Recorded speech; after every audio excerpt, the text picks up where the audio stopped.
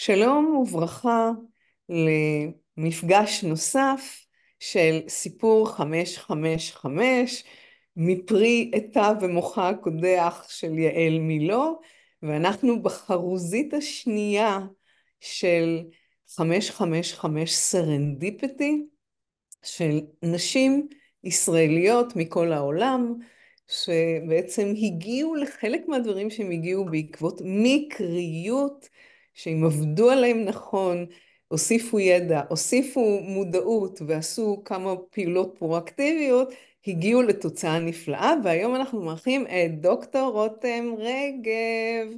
היא פסיכולוגית קלינית בכירה, היא מתגוררת בוונקובר בקנדה, היא מומחית בעיקר במערכות יחסים, זהות וטראומה.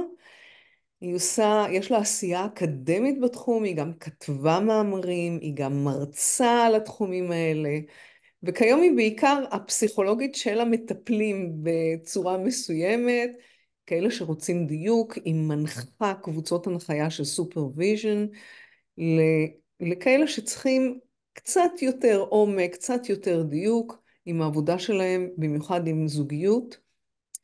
אז את רותם אני מכירה בגלל אירוע מקרי, שאולי תכף נספר עליו, מקריות שהפכה להיות בזה שהיא הגיעה לקורס של יקום מקביל, ואנחנו ניקח היום אולי ניקח אפילו איך הגעת ליקום מקביל, כדי שנתחיל לתאר את המסע של איך אירוע מקרי יכול להיות כל כך משמעותי, ויש לך סיפור כזה מדהים על ההתמחות שלך בתוך התחום של הפסיכולוגיה. אז שלום רותם.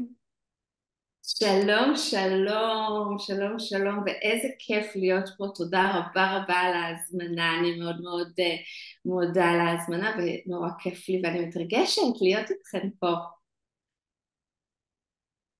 אז רותם, בואי נתחיל בסיפור מקרי שקרה, ולפעמים אנחנו מקבלים רמזים ואנחנו מתעלמים מהם, ולפעמים אנחנו מקבלים רמזים ולא מתעלמים מהם.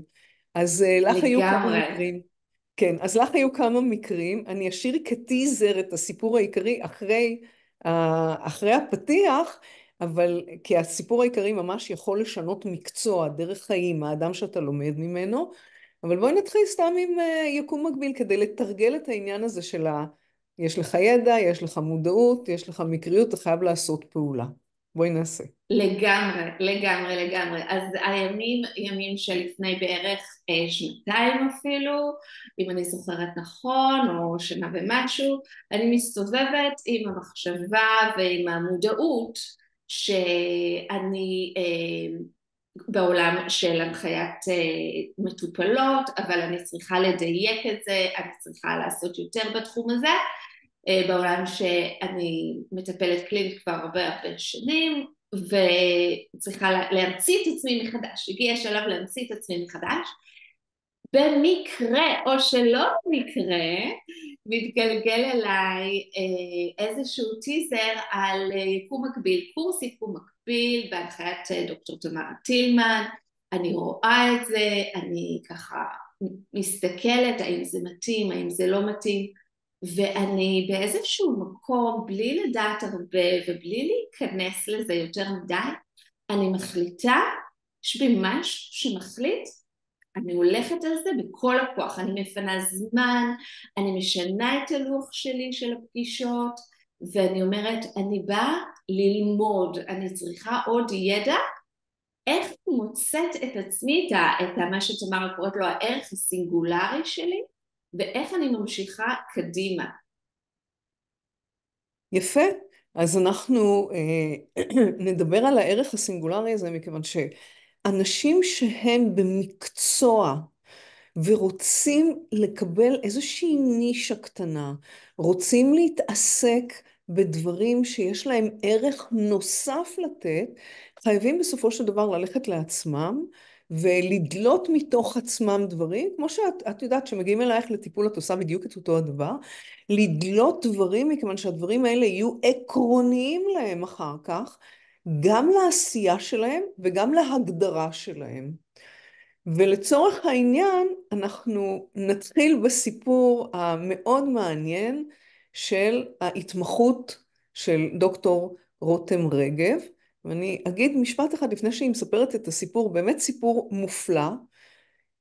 אני אגיד שאחרי שלמדת, כל מקצוע אחרי שלמדת, אתה גם צריך ללכת להתמחות. זאת אומרת, אתה יוצא למשל אחות, עם תואר של אחות, עורך דין, עם תואר של עורך דין. הכל טוב ויפה, אבל זה רק תחילת הדרך. והרבה אנשים לא מבינים שתחילת הדרך הזו מאוד עקרוני אצל מי למדת ומי המנטור שלך. סופר עקרוני.